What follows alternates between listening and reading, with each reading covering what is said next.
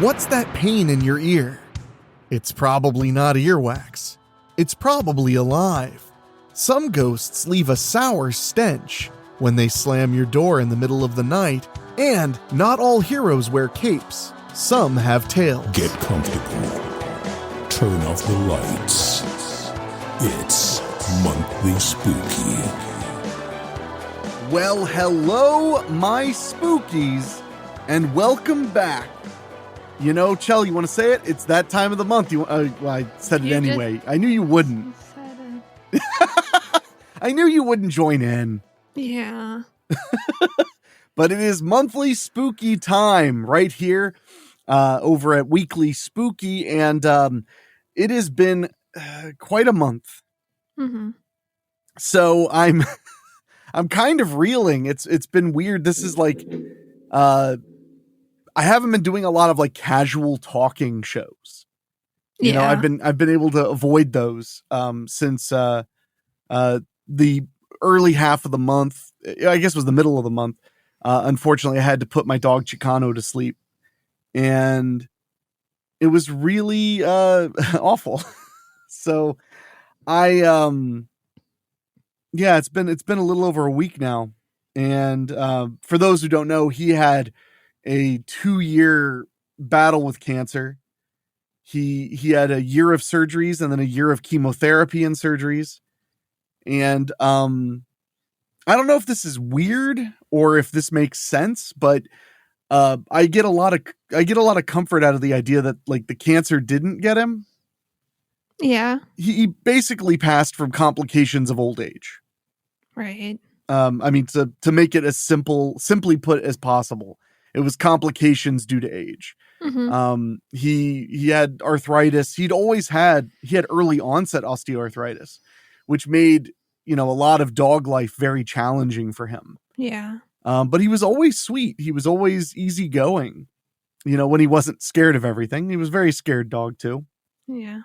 But I find myself, I debated, and right before we started, I told you I was debating talking about it. Mm-hmm. And I'm going to talk about it because I miss him a lot right this second. Because I don't think I ever did a monthly spooky without him under the desk. Yeah. Because, you know, there was something, I don't know, the dogs, you know, they just kind of know things. Mm-hmm. They always seemed to know when I was doing monthly spooky. And I doubt that they kept calendars. I think that more likely they just got this sense that I was settling in to be in the studio for a while, you know, for a long while. And he would always be on my feet under the desk, keeping my feet warm. And I miss him a lot when I'm at my desk working, which is unfortunate because I spend an inordinate amount of my life at my desk working. Yeah. But, it was the worst. It was the worst thing ever. And life has not been easy since then. My other dog, Henwolf, is also geriatric, and she is losing her ability to walk. So every day is kind of like a one day at a time kind of deal. So I've been trying to keep a stiff upper lip, but I have like this like impending doom sense that I'm kind of living with right now. Yeah. So, but I did want to mention one of my happiest memories is that, Michelle, you got to meet Chicano. Yeah, I did. Yeah, not a couple years. It was in the end of 2022. It was in October of 2022. I brought Chicano out to by way of like northeast Pennsylvania. Mm-hmm. And you came out and spent a day with us, and we went and got food and hung out at a park. Yeah. And you seem to like him, which is, you know, you're not a dog person. So yeah, I get the sense you really don't like dogs sometimes. I'm just kind of scared of them. Why? They're big and I don't know what to do with them. They probably just want you to love them. It's not like they're, you know, it's not like living with a tiny, bloodthirsty killing machine like a cat. I'm pretty sure they're killing machines too, but not like cats. Cats are like terrifying predators. I don't know about I'm that. boosting cats up. I'm giving them some cred. I'm not saying mean things. They can't help what they're from. They're just very, very into prey. Mm-hmm. So, well, like for instance, Henwolf has like a almost non-existent prey drive. Like she will chase a bunny rabbit, but she caught one once and didn't do anything. She just like caught it and then was just staring at it like, you're not running anymore. And then it's ran again and then she chased it some more. Chicano, he would like see a rabbit and he had this like attitude like he was hoping to catch it and kill it. He never did. He never even came close. He was a goofy, awkward runner. He ran like he looked like a bunny rabbit. He'd be like running and like his back legs would go up together and his front legs. He like ran like hopping. He had a very cute run. Even with his arthritis, for years he would still get the zoomies. Yeah. Well, it's also worth mentioning. I adopted him when he was estimated to be 7 or 8 years old. Right. So he was roughly 13 or 14 years old. So, you know, he was a senior. I adopted Hen Wolf when she was 6. So she's about 13 now. Yeah. Which kind of blows my mind to think about. Yeah. She's almost 13 years old. It's been a while. Yeah. And unfortunately that's very old for their size and breed mix. You know, that's just the way it is. Yeah. So, but no, I don't want to make the whole show sad and about my dead dog. Cause that's like become kind of my joke. Cause I don't, you know, at first I felt a little embarrassed about how I had to grieve my dog. Just because I've had bigger losses in my life for sure, you know, without a doubt. But I finally kind of landed on that space of being like, yes, I have had bigger losses. And this is one of the big losses though. Like I'm allowed for this to be in that space. Yeah. So, and that's one thing that did help was knowing what it was like losing, you know, people very close to me. I was able to take that knowledge of grief and really try to take care of myself and try to be kind to myself. And I did something unheard of, which is I took like 4 days off of work. Wow. I mean, like completely off of work. I recorded the Weekly Spooky episode because I couldn't sleep. And I felt like it actually ended up bringing me a lot of peace. Doing the show, it actually like made me feel better. Well, good. Yeah. So, you know, getting to sit down, read something scary. That episode, I just talked off the cuff about Chicano for the entire intro and outro and managed to only break a little and not like sob, which was impressive because I had been with him at the vet that morning. Wow. Yeah. I think it was so fresh that it hadn't even fully settled in. So it was easier to do that. But, yeah, it was hard. And he was a very good dog, a very good friend.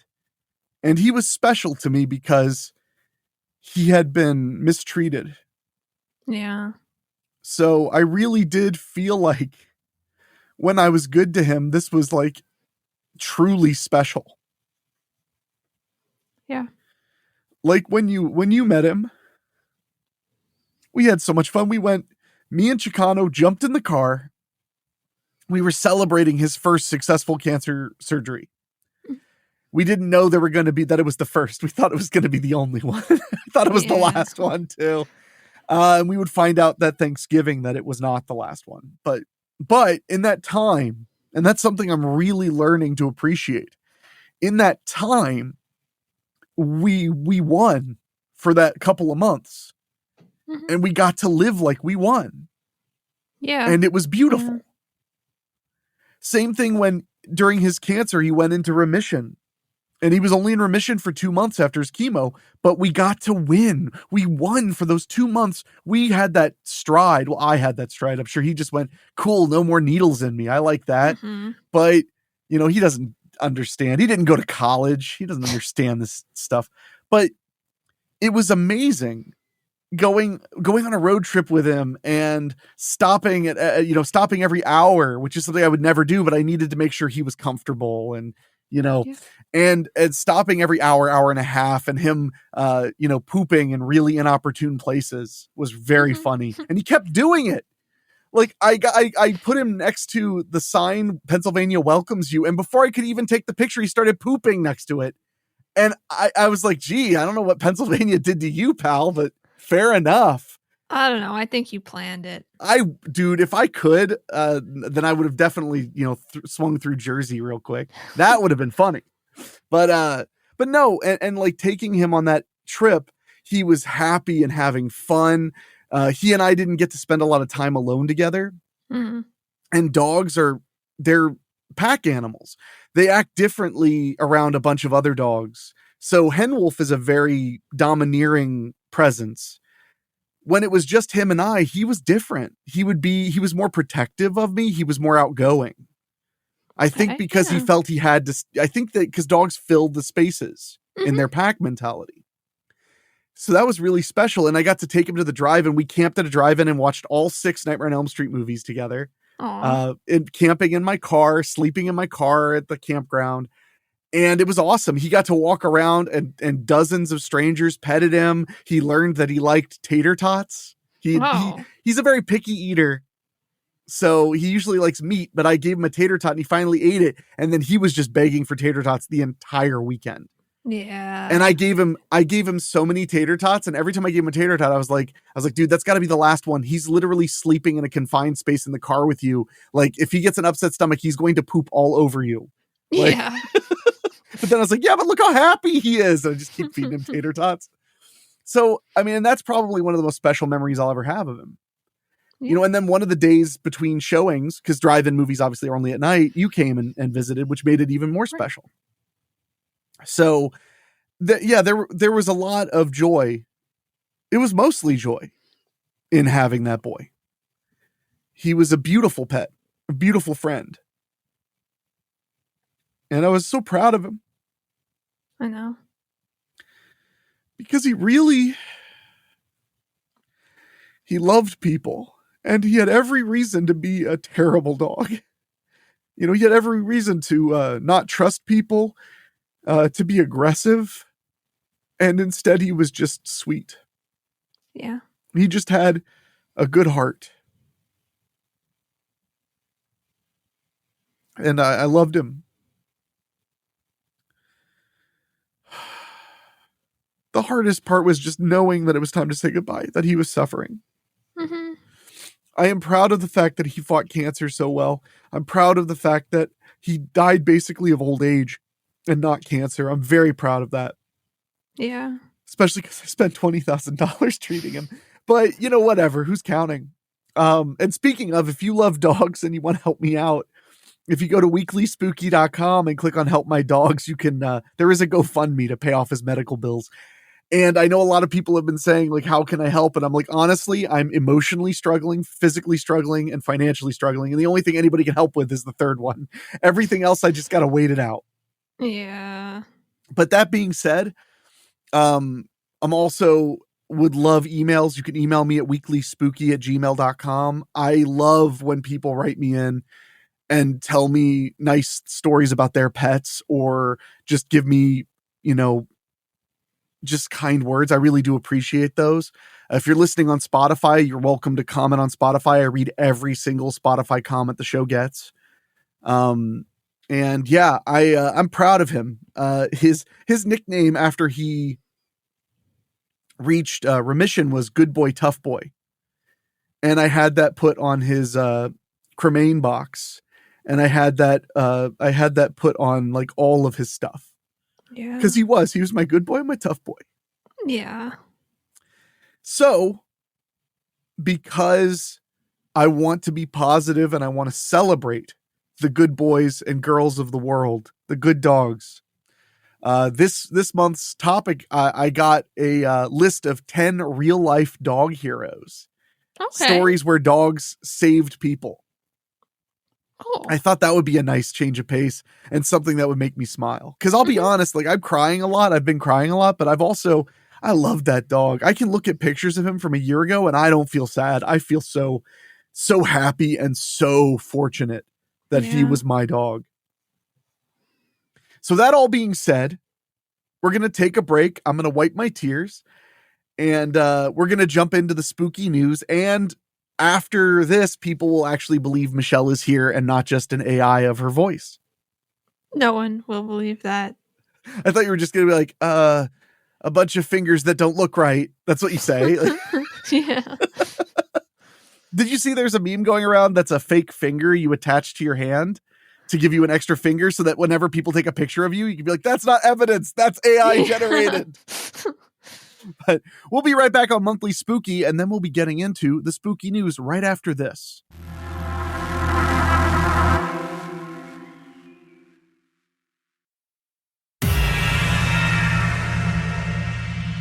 All right, we're back right here, and it's time. Michelle, do you want to do the honors? Since I cried on the show, I feel like you owe me something. What do you want me to say? What do you think it's time for? The more crying? This isn't your podcast. This is our podcast. It can't only be what you want it to be. Oh. Fine. It's time for the spooky news. The spooky news. This one comes from, of course, mirror.co.uk. Yay. They have never let me down. There is always a massive abundance of stories about ghosts, hauntings, and the like. Yeah, they seem to do a good job. After over like a year and a half, I think now, of Monthly Spooky, somewhere in that neighborhood, I have to say mirror.co.uk always comes through for us. And the best part is the quality is pretty consistent, which is mostly bad. Mm-hmm. Yeah. Which actually makes for good content. So yeah. And I do want to mention, I don't say this a lot on the program, but if anyone that listens to the program has a news story they think we should cover, they are more than welcome to email it in at weeklyspooky@gmail.com. Yeah, please. Yeah, I don't say that enough, but yeah, if you have a piece of spooky news you want us to cover, just email it in. But this story says, man terrified after CCTV camera catches shadow figure who's been watching him at night. Oh. Yeah, that part was what made it questionable, huh? So, a man has been urged to, quote, leave his house and never return after catching a glimpse at the shadow figure. I would like to know. Oh, I think that they were urged by like people on the internet that watched a video. Oh, I was hoping it was his landlord. Like, gotta go. Leave this house and never return so that I can raise the rent $300. Yes, you're being evicted. Also, I'm sorry you saw a ghost. But also, you don't pay your rent. After catching a glimpse of the, quote, shadow figure who's been watching his family. Oh. Terrified, he has shared a video of the shadow figure caught on his motion sensor at night while the family were all asleep. Do you ever feel like someone is watching you? Do. Whoa. Yeah. You do? No, not really. Do you listen to that song around Halloween time? No. Do you ever listen to that song? No, but I know it. I mean, it's a good song. I will admit that most of the times I've heard that song, we're walking around a Halloween store. Okay. It's a very popular song around Halloween time. In the 5-second clip, fair enough. Yeah. A figure glides down the stairs before moving out of shot behind a wall. It appears to be made up of only a face and feet. Oh. He said on Reddit, quote, my motion sensor normally picks up white orbs, but last night was different. It caught this figure, shadow, or whatever you want to call it, moving down my stairs. My family and I have had a sense of being watched before, but this blew my mind. I am terrified. Please help. What is Reddit going to do? Like, Reddit's going to be like, all right, we'll be there in 28 minutes, man. We're going to kick the hell out of this ghost.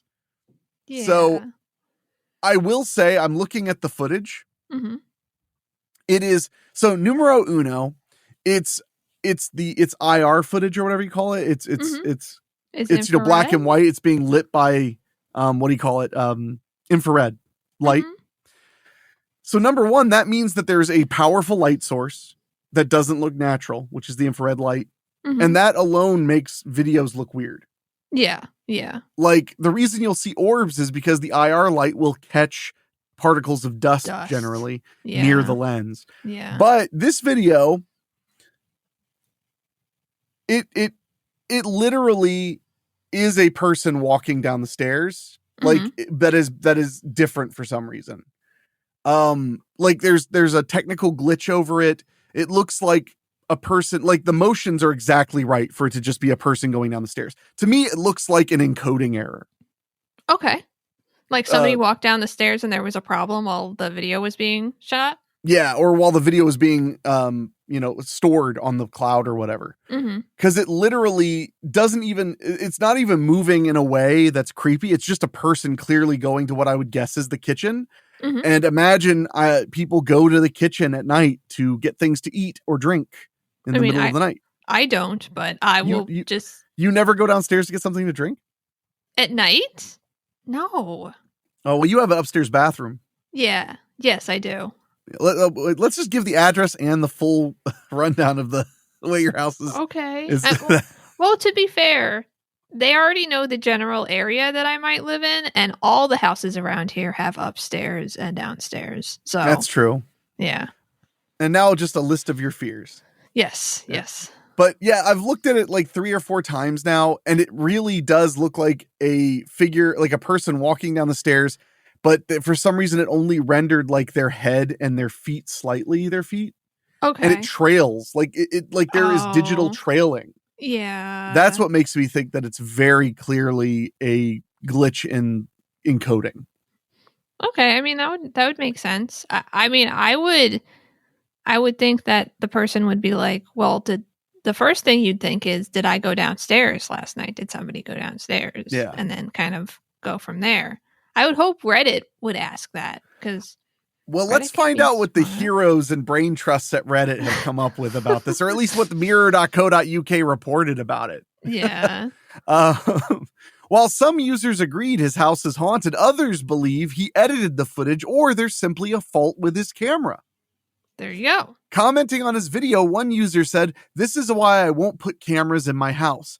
I know it's likely just a digital anomaly from software compensating for low light, but I'd prefer to just not have to think about it, LOL. And cameras can be hacked way too easily." Yeah, I understand. That's why I don't have cameras in my house either. Let me tell you my address so you can come kill me. I have no cameras.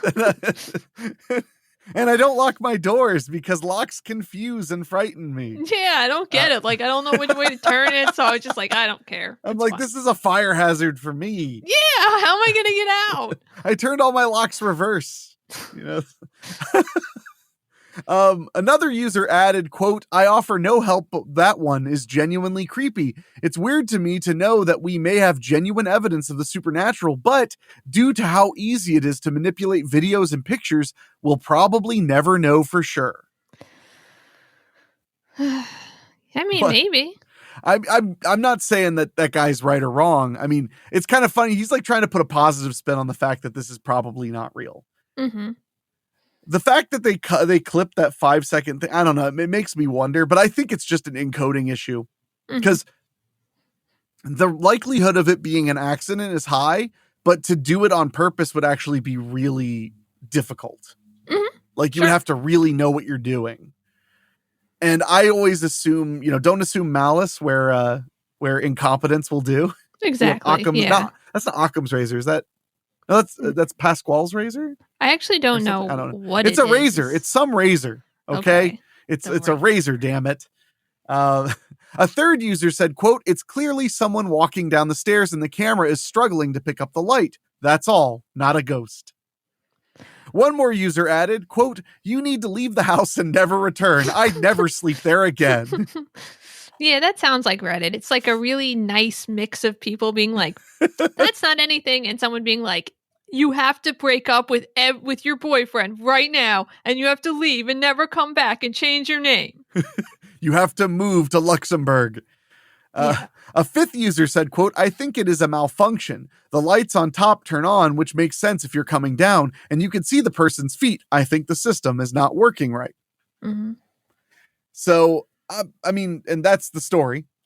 Yay! Yeah, not a lot of rundowns, as is very helpful. But here's something I hadn't seen before. There were comments on mirror.co.uk. Oh. Which made me curious what kind of people other than you and I read mirror.co.uk. Oh. First comment was from a user named Upside Down, who said, check your attic. Is someone living there? Though, I mean, we've heard of stories of people living in someone's home without them knowing about it. Mm-hmm. And if no one recalls going down those stairs at night, that almost makes sense. Sure. Or if they have some other hidden place in their upstairs. Yeah. Like a attic is really the only one. Or like a closet that's really big that no one opens. What makes me wonder, why put a light or why put a camera in your living room anyway?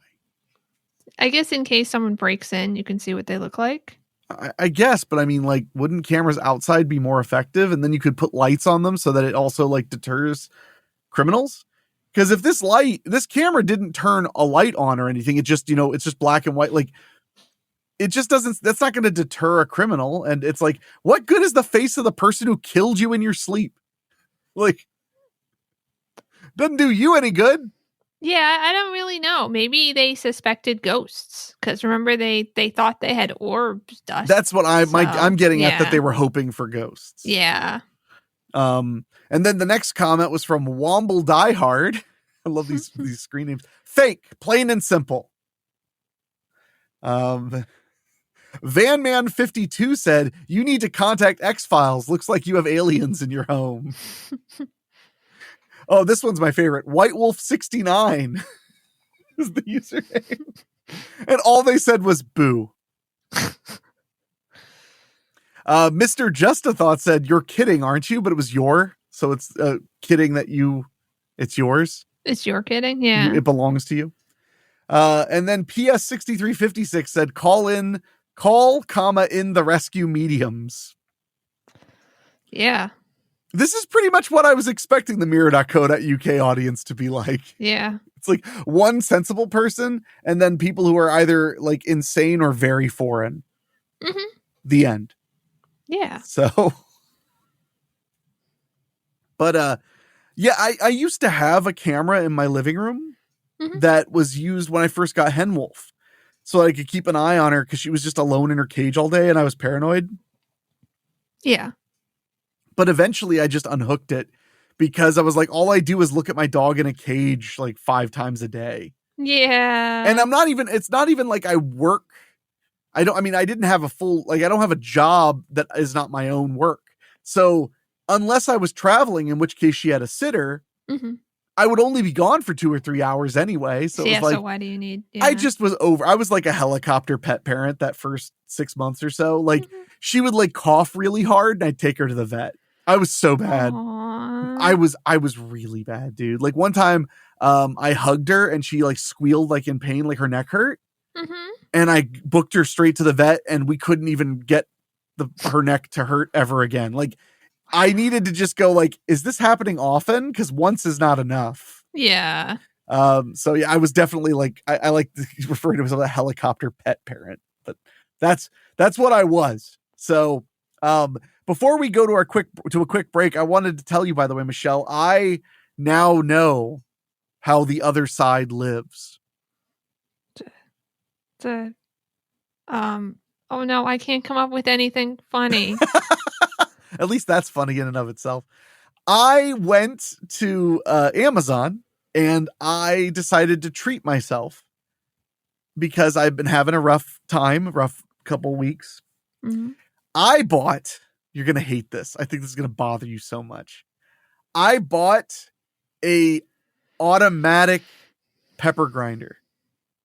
Oh. You turn it upside down and it just grinds the pepper for you.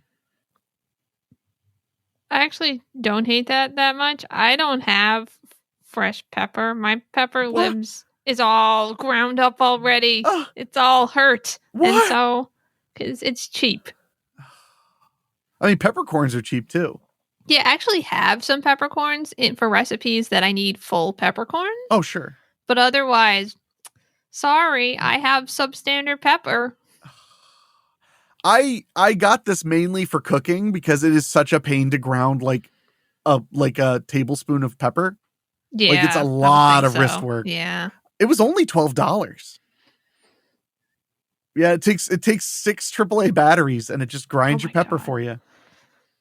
So I love it. Anyway, I just wanted to tell you that because I felt like it would bother you, but it didn't, which is Sorry. even worse. I'm sorry. I mean, I do think you should just buy already ground pepper. But It doesn't have the potent taste. It doesn't. Well, sometimes it does. One time I got a thing of pepper from H Mart, maybe some sort of off brand one, and it was just ridiculously spicy for pepper. The entire thing. That's how I like all of my pepper to be. I do have a canister of pre-ground pepper for cooking because most cooking, they're judging pepper by pre-ground kind of flavor profile. But when it comes to like, if I have a baked potato in front of me now, I'm going to have limitless fresh ground pepper. I am living like a Kennedy. But we're going to take a real quick break and we'll be back with even more spooky news right here.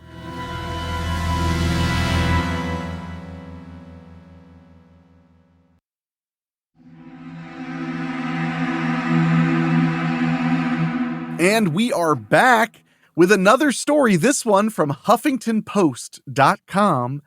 And this one, Chell, involves one of your ancestral homelands. Which one? I'll give you a hint. The title of the headline is Police Body Cams Film Deer's Escape from New Jersey Elementary School. New Jersey? It's Jersey, yes. Literally, it's a body cam of these cops chasing a deer through an elementary school trying to catch it. Wow. And that's why I love the spooky news, because it's really, any weird news is kind of spooky. Like, you don't expect to see a story like that. Yeah. And the video of them chasing the deer is almost like a found footage horror movie, because it's just the cops in like a school with mostly the lights off with flashlights, like chasing around a deer. Couldn't they put the lights on? Eventually they were able to. Okay. I guess at first they were just trying to chase. Oh my God. It's like stomping on desks. It's like on top of a teacher's desk. I think initially they were hoping to just spook it out real quick. That's why they weren't going around turning on lights. Also, like in the hallways, those lights are kind of complicated because you know what I mean? They don't turn them off during the day. They just leave them on.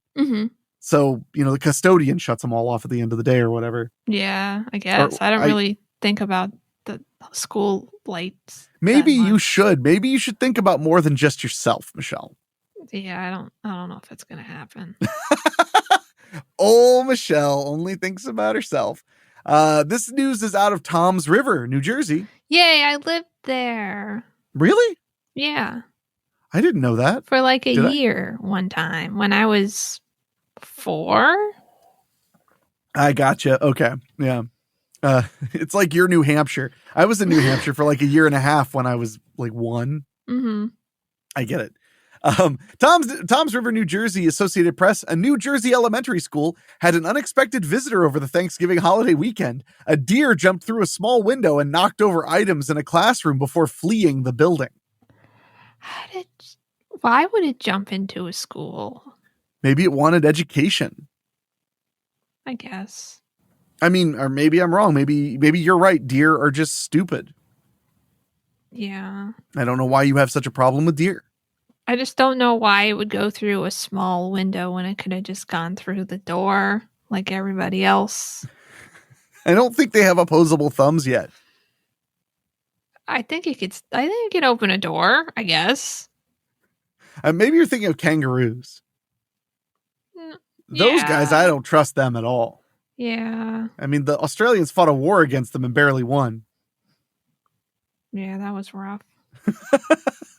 A man walking his dog around 10 p.m. on November 25th saw the young deer smash through a window at Cedar Grove Elementary School in Toms River, which is about 60 miles east of Philadelphia.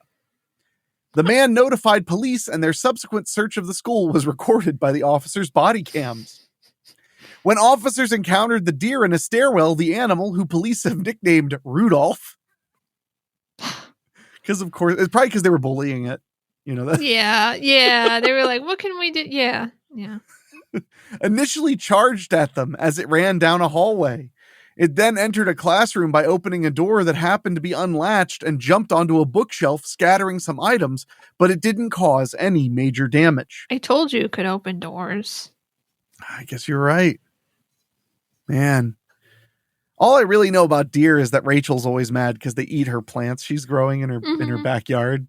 Yeah. They're just like, oh, sweet, somebody left out, cucumbers for me. Nom, nom, nom, nom, nom, nom. Yeah. The officers eventually used a dog snare to get the deer out of the classroom, and it soon fled the building the same way it got in. Authorities said the animal didn't appear to be seriously injured.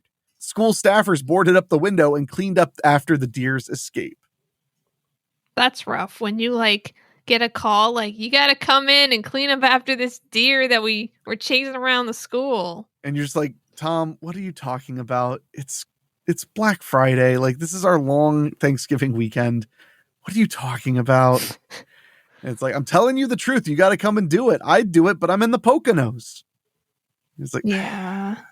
So then you got to begrudgingly go to the school and 1 a.m. in the morning clean up after Thanksgiving. the deer. Nothing worse. Well, I figured we go from one kind of badass animal to another. Okay. So this story is from NPR, your favorite. Yay. Foul-mouthed parrots are unlikely stars at a British zoo. I know about this. Of course you do. You listen to NPR. The parrots are, and then NPR's like, hey, how about you sign up? And I'm like, no. The parrots are a fount of foul language. Their habit of spouting curse words at a torrid rate has, by turns, mortified and amused the people who work with them at the Lincolnshire Wildlife Park in Friskney, England. Yay. Are they African greys parrots? They look like, they're gray parrots for sure, so I think they are. I just making sure that this is the one that I know about. You're like, I don't know which swearing parrots in England this is. Yeah. Now the family-friendly animal park is trying a new plan it hopes will tame the parrot's salty language. I think this is such a bad idea, too. Oh, no. It's integrating them into a larger flock where they will, quote, hopefully learn all the nicer sounds and words, Steve Nichols, the park's CEO and idiot, told NPR. I don't understand why that would work. Now you have parrots who know all of the words and curse words. You're going to have so many more swearing parrots. That's all you're guaranteeing. How do you not know that will happen? I don't understand. I mean, frankly, I'm surprised a park has a CEO. Oh, of course they do. It just sounds like it sounds like if it's just one park, then it wouldn't be, I know it's legally a CEO, but you just think it would be like the head of the park or the owner of the park or not the CEO. It just feels like there would be a bigger corporate structure. Let him be the CEO. He wants to be the CEO. Legally, I'm a CEO, so it's like whatever. CEO. But for now, the profane parrots know no bounds. Consider how Nicholas describes the video link he sent me this week. He was preparing to speak with a BBC program after interest in the park's African gray parrots spiked a few days ago. Quote, the parrot behind me was making quite obscene noises during the TV segment, Nichols said in a video update on Facebook. He thought about moving farther away from the bird, but that would have disrupted the camera shot that had been carefully trained on Nichols. Quote, I did apologize straight away, saying it's not my fault if they actually say a little bit of effing and jeffing, Nichols said. Effing and jeffing? I don't know. I do not know what that means. I'm guessing that I know, but I really don't. Yeah, same. You know what the word effing and jeffing? Oh, they actually included a link to the Urban Dictionary on NPR. Makes sense. It's for old people. What does this mean? We literally just said we didn't know what it meant, though. That's why I'm old now. Means the same as, let's see. Effing and jeffing. It basically just, to swear and curse profusely. Yeah. Effing, I figured I knew what effing meant, but jeffing was the part where I was like, what? Mm-hmm. Anyway, Britain. He wouldn't have worried, he needn't have worried. As it turns out, patrons of the zoo, as well as throngs of people online, seem to be perfectly willing to accept the parrots as they are, profanity and all. Yeah. You know what I would be doing, don't you? I'd be like sneaking into that park and teaching the birds to say bad things about the royals. Yeah, you can. You can go there. Maybe. The king's a wanker. The king's a wanker. Diana was murdered. The park has a posted sign near the parrot's habitat warning that visitors should expect to hear, quote, every common swear word and should shepherd children away from the area. Still, Nichols says, the park's human workers enjoy the lighter side of the birds' unique speech and the international media attention they're getting. Yeah. I love this, but like, who wouldn't love a foul-mouthed parrot? Like, yeah, especially one that doesn't live in your house, so you can just go there and see them and laugh and then go home. Yeah, and go home to your cat that only thinks the swear words. Yeah, Gigs doesn't think curse words. Gigs does what she wants to do. She doesn't think that way. The staff, or quote, the staff find it hilarious that they are seeing the birds in their care appearing on broadcasts worldwide, Nichols said, adding that his colleagues are getting messages from relatives living abroad saying they're seeing the Lincolnshire Park on their local news. Aww. It's not the first time the parrots have caused a stir. When 5 foul-mouthed African greys, Billy, Elsie, Eric, Jade, and Tyson, were donated to the park early in the COVID-19 pandemic, staff resorted to sequestering them from public spaces to keep them out of earshot. Aww. As of now, the park has around 8 birds that would require explicit language advisories. It's catching. It's catching. Okay. And now I understand why they curse. It's not, they came that way from their old owners. They learned it from you, Dad. I'm sure no one swears loudly at the park either. Yeah, but obviously, you know. All I was thinking when it said like their unusual way of speech, I was like, I don't know, are you around your employees during their breaks? Like, maybe you're a little too pinkies up there, pal. Yeah. Gray parrots, quote, imitative abilities have been lauded at least since Aristotle, according to an academic paper from 2010 that surveyed their aptitude for vocal learning and reproduction. All of this raises a key question. Are the parrots teaching all these foul words to each other, or is the profanity coming from humans? Well, I would say originally, I would hope it was coming from humans originally. I mean, who knows, though? Maybe they just learned it on their own. Maybe they were reading books and they... Oh, man, we're heading straight for Planet of the Parrots. Yeah. And then that first parrot said, no, fuck yourself. And that was the beginning of the rise of the parrots. Yeah. Parrots Quote, are it's cool. Do what? What'd you say? Oh, I just said parrots are cool. They are cool. Yeah. And they live a really long time. Yeah, and they Like, need a lot of attention. You have to pass them down in your family sometimes. Mm-hmm. Yeah. My uncle has a parrot that's like 37 or 38 now. He's like my age. Wow. Yeah. You guys hang out? No. Oh. We're too different. He doesn't Aw. swear enough. You His could name is teach Sonny. him. Aw. He does know a couple things. When I was growing up, my cousin, he told me that his dad was like, if I find that bird saying swear words, I'm gonna kill you. Aw. Because he knew, he was like, I'm gonna be at work and you're just be sitting there saying swear words at it all day. Quote, it's certainly down to humans, Nichols said. Quote, and what makes it funnier is that this particular species actually replicates the person's voice exactly. Yeah, I thought they did. Yeah. That's really funny. Mm-hmm. Illustrating his point, he tells the story of the lady who spoke to him about donating her parrot. Her husband had taught the bird all the profane words it knew, she said. There was one snag, Nichols said. Quote, it was quite easy to hear she wasn't telling the full truth as it swore in her voice. Have you ever, before we go to our break, have you ever heard the Jesus is watching you joke? Oh, I don't know. So this, I'll tell a fast version of it. So a burglar breaks into a house, and as he's like sneaking through, nobody's home. He's cased the place, and as he's looking around, he hears a voice going, "Jesus is watching you. Jesus is watching you." And he's like, "What the hell is that?" And he like gets all scared, so he like runs around the house, and he's about to escape when he hears, "Jesus is watching you. Jesus is watching you."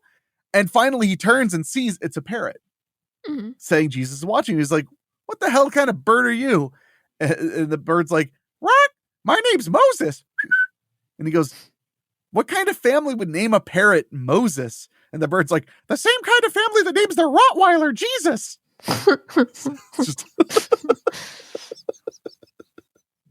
It's a dumb old joke, but I've always loved that one. Yeah. Jesus is watching you. Jesus is watching you. So, and I think of that every time I see a parrot. So much of my life is just remembering punchlines of jokes because like something is like, I'll be like, oh yeah, I remember a joke about parrots. Oh yeah, I remember a joke about elevators. Oh yeah, I remember a joke about pudding. You know, it's just the way my brain works. But we'll be right back after these quick words with even more spooky news.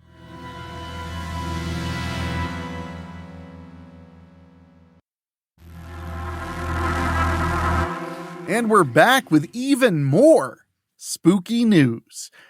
This story is from Huffington Post or HuffPost.com. Missouri woman. Okay, so this one I think you're going to enjoy, Chell. Okay. Do you ever, have you ever had your ear like clogged unexpectedly? I don't like where this is going. I'm just asking a question. Yes, but I still don't like where this is going. Well, in the past, was it like water in your ear, or did you have like what was going on? I guess it was water or an ear infection. Okay. So I actually bought one of those not telescopes, but microscope things you could stick in your ear to clean my ear out because I had a problem with it. No, and this one. Since then, I will just every week or two, I will just check my ear canal and make sure it's clean. Yeah. And it generally is. It's not that hard to keep your ears clean. If you just like rush hot water in there and stuff, it's pretty easy. Okay. To keep your ear clean. But I've definitely had times where my ear was stopped up and I was like, shit, is there water in there? Or do I have like a ton of earwax? Like, what is wrong with me?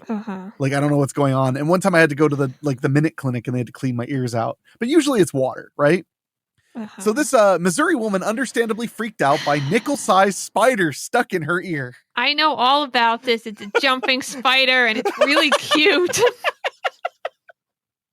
I like that you're mad, but also the spider is cute. You know how annoying it was on Reddit, on the spiders Reddit? And everybody was just posting this, and most of them...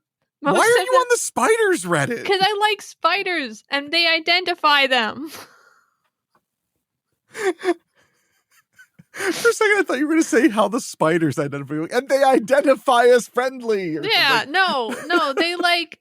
There were people or when they were originally posting it, they were putting it behind the not safe for work screen so that it didn't scare people. So I was like, I don't even want to see that. And then somebody didn't do it, so I saw it.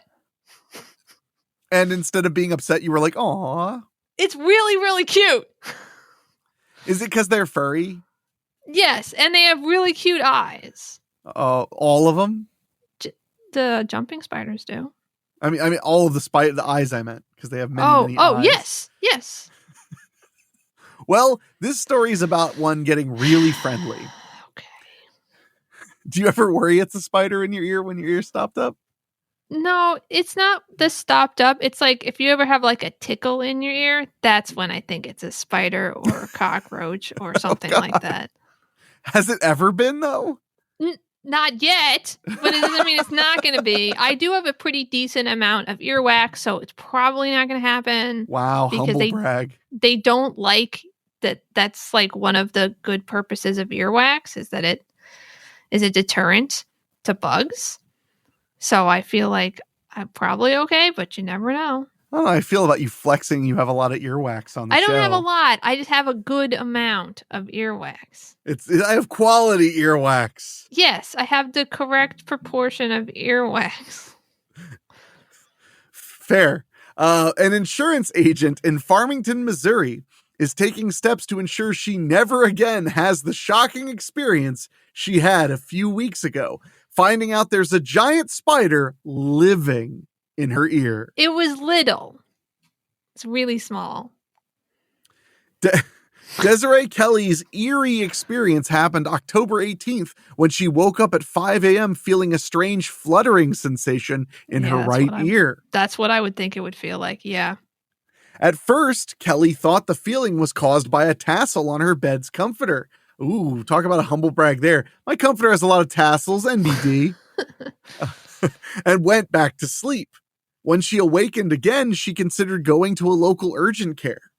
She said she, quote, almost talked myself out of going because I was like, oh, it's all in my head. Yes, it was. It was all in your head. That's the problem. It was absolutely all in your head.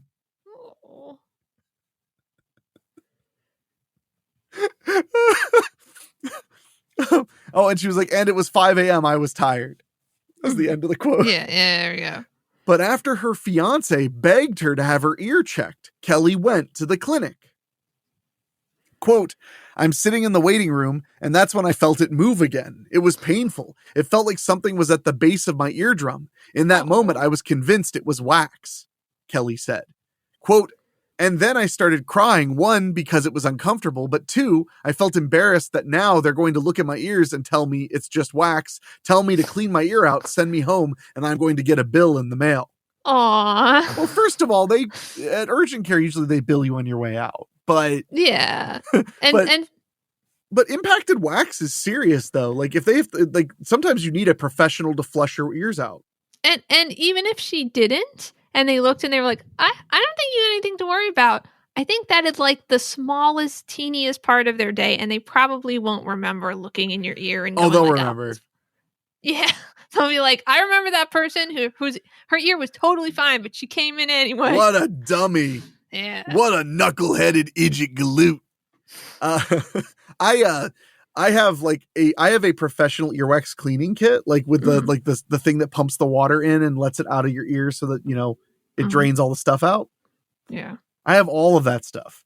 Hey man, when you're an uninsured American, you come up with a solution for these things. Well, I mean, I think if there was a spider in your ear, this probably wouldn't work. Or it would work, but you'd kill the spider, and I would kill that spider. No! My head is my domicile. The castle doctrine applies. My head is my domicile. If you enter my head without my willingness, I can kill you. That is good, legal, and just. No. I don't care how furry and cute your 1,000 eyes are. There's only 8 of them. You're out. You're out. It's not my fault that my only means of ejecting you kills you. That's on you. You knew the risks when you climbed into my ear. I'm thinking it didn't. It's all in my head.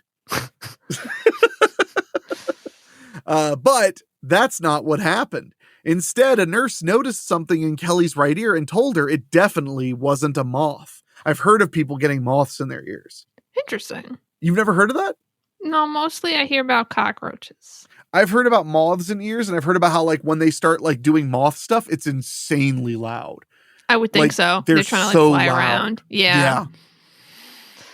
There was a stand-up comedian who did a whole bit about getting a moth in his ear. I can't remember who it was now, but it was very funny. The way he described it was he, like, put his mouth all the way over the microphone and just went like, he was like, that's what it sounded like in one of my ears. I would think so. Yeah. Quote, I didn't even think about it being a moth, Kelly said. And the nurse goes, it's curled up in the back. And that's when the fear started to set in. The nurse treated Kelly's ear by irrigating it with water and letting it drain in a bowl under her ear. See, that's what I would do because that's what I have. Okay. I have an irrigator. Irrigator. Yeah. It's for my ear. Yeah. And if you squint really hard, it looks like an alligator. No, it doesn't. It doesn't. Why do you always call me out when I just want people to like me? I'm sorry. We're dumping the bowl and we're dumping. We probably dumped it 3 times, Kelly said. And then she goes over to the sink to refill the water. And while she's refilling the water bottle, I feel it moving at the back of my ear. And she's rushing back over and telling me, put the bowl up to your ear.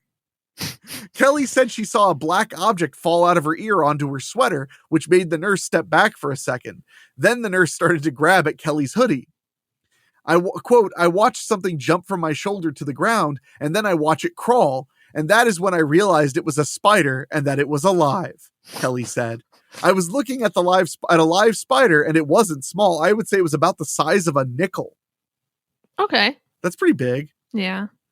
A video of Kelly's reaction to the incident quickly went viral on TikTok because all news is just TikToks. Mm-hmm. We're really learning that on this program. You know, the itsy bitsy spider went up the water spout. Down came the rain. So now you know, though, the spider wouldn't die if I irrigated my ear. It would just pop out. So, question, because now I'm like, is this a different time spiders were in people's ears? Because very likely. There's the one I saw, like there was a picture from a camera like of the spider in someone's ear canal. Oh yeah, it happens before. But it was recent, like it was around the same time. Yeah, I believe that. This one, there's no picture of inside the ear canal because they didn't look inside. Or they looked inside briefly. Yeah, but they didn't recognize it was a spider when they were looking in there. So now I don't know. No, this happens enough that you should worry. No, daily. No, don't scare people. Some people sleep with like headphones in and earplugs because they're scared of spiders and things going in their ears. And that's a sad way to live. I'm sorry. So what's wrong with having your earplugs in? Because you're scared things are going to go in your ears? Well, maybe you also want a little bit of peace and quiet. I mean, I just think, fine, whatever. I don't like that you're trying to get people to take their earbuds out. That's how they're listening to us right now. Oh. We're literally protecting your ears from spiders right now as you're listening. I mean, unless there's spiders on your earbuds when you put them in your ears. Please always check your earbuds for spiders before placing them in your ear. Now I'm going to be checking my earbuds. Me too. Kelly said the incident was so traumatic that the nurses, quote, had to give me a bag to throw up in because I was gagging. Aww. Well, that also makes sense because, like, you know how, like, if you stick a Q-tip in your ear far enough, it makes you cough? It can like trigger a coughing reflex in some people. No. It doesn't do that to you? It does it to me. Interesting. It can like affect everything. Your ears connect to everything. That's why the spider wants in. It's trying to get to your brain so it can control you like a mech in Gurren Lagann or whatever. Not Gurren Lagann. Was that? No, they had mechs in Gurren Lagann. Yeah. They have it in I forgot they have mechs in all anime. That's the law. Yeah. Yeah. The spider just wants you to be its meat mech so it can like stomp you around and just eat a bunch of sugar and then like make a web. Luckily for Kelly, there was no damage to her eardrum and no medication was needed to stop an infection. In addition, her ear was free of spider parts and eggs, or as she said to Fox News, extra buddies. That was my next question, was like, they didn't lay eggs in there, right? Well, in the other one that was so popular on Reddit, the spider Reddit, there was, you hang out on spider Reddit. It's fun. There was like that jumping spider in that person's ear had shed skin in the ear. So it was like its little home. That would definitely be a little tiny spider then, to be able to be in there and be unnoticed or be relatively unnoticed. Yeah. Well, I mean, yeah. In a follow-up TikTok, Kelly said the invader was a jumping spider, which are fairly common, but the experience was has affected her in an uncommon way. Quote, every night since that night, I have had earplugs in my ears. I don't think I could ever sleep without earplugs again, she said. This is the most uneasy, violating feeling ever, to quite literally feel a spider crawl out of your ear. Yeah, I mean, I can understand that. I would recommend plugging as many holes as you can while you're sleeping. Yeah, I wouldn't recommend that. I mean, you got to leave your nose open. But I already sleep with my mouth taped shut. Yeah. See, I think because I have really bad anxiety that it would be unwise for me to start plugging up my body holes because of the anxiety. Because then the spiders win. I didn't realize you're like, I love spiders, but I will not let those bastards tell me how to live my life. Exactly. Very aggro. I mean, fair enough. I would not want a spider in my ear. No. I will say though that jumping spiders are they're like awake and doing stuff in the day. So it might have been using her ear as like a little sleeping place, because they find like a little place to sleep in. So maybe she just caught it before it went out. Maybe it always slept in her ear. That's a charming and calming thought. Now I'm curious because Huffington Post says related spider in ear. Let's see how many stories come up. Oh God. Do you see the one in the ear? Uh-huh. Isn't it cute and also very upsetting? Not cute. Okay, so there are just on Huffington Post, There are 3 stories about women. It looks like they're all women with spiders in their ears. Yeah. Let's see. One from 2015. This one's headline is just, "Oh God, please no." Oh, no, it was a guy. This guy's ear itch was caused by a spider making a nest. Mm-hmm. And that was from 2019. And it was in China. Oh. And then this one with the Missouri woman. Well, now I'm bothered. So that's good. Thanks so much for that. Now I have to think about spiders in my ears again. I literally flagged that story with Michelle. Like, Michelle will love this. No. Well, it was sarcastic. Oh. Sorry. No. Well, time to get on Amazon and rush ship some earplugs in. We'll be right back after these quick words.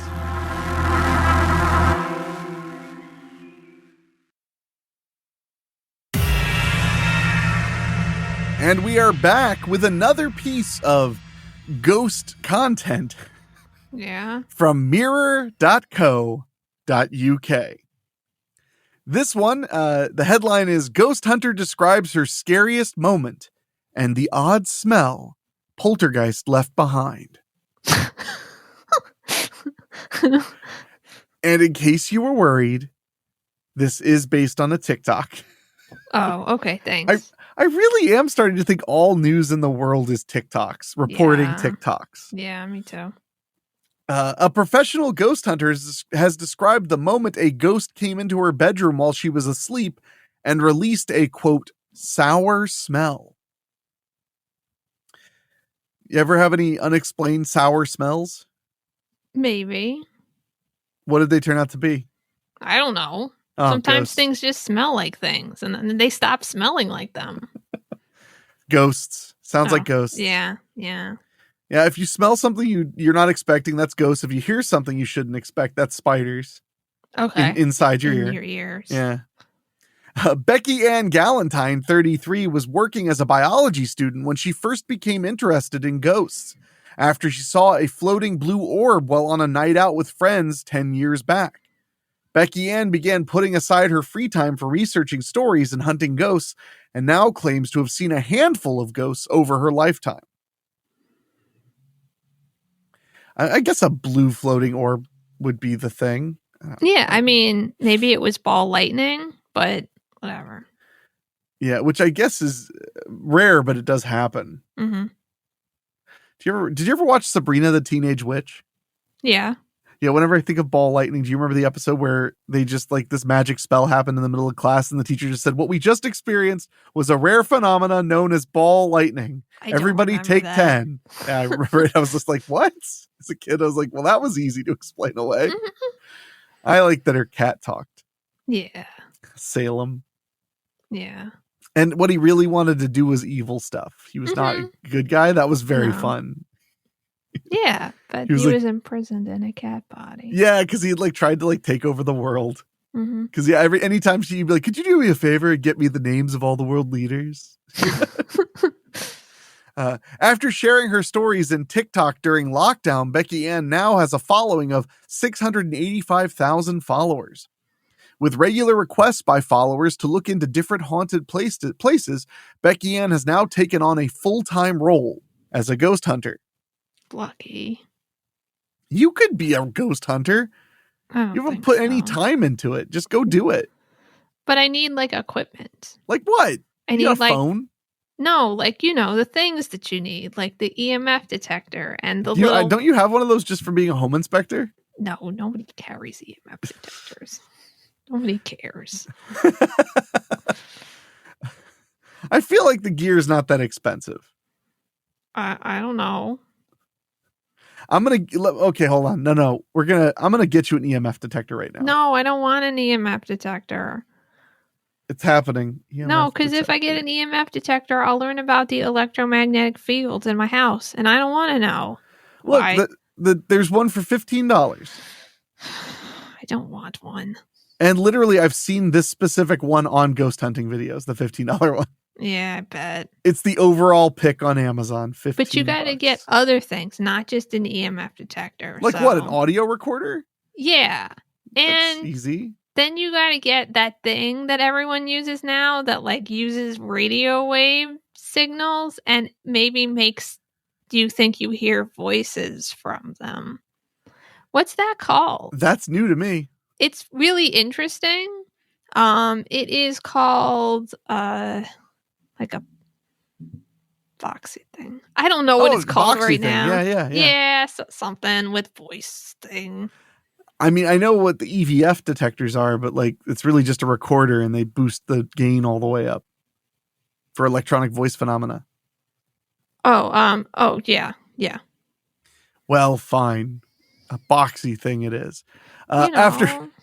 After researching a potentially haunted place with newspaper archives, she heads out to verify the client's concerns regarding ghosts. Camping in abandoned graveyards, forests, hospitals, and hotels, Becky Ann tries to get to the bottom of paranormal activity. She just gets to camp cool places? Dude, one of the photos of her, she's like sitting has a Ouija board and she's like surrounded by candles. It's like a model shot. Mm-hmm. And literally the quote says, "You don't need expensive equipment," says ghost hunting purist Becky Ann. It literally is the quote under the picture. Fine.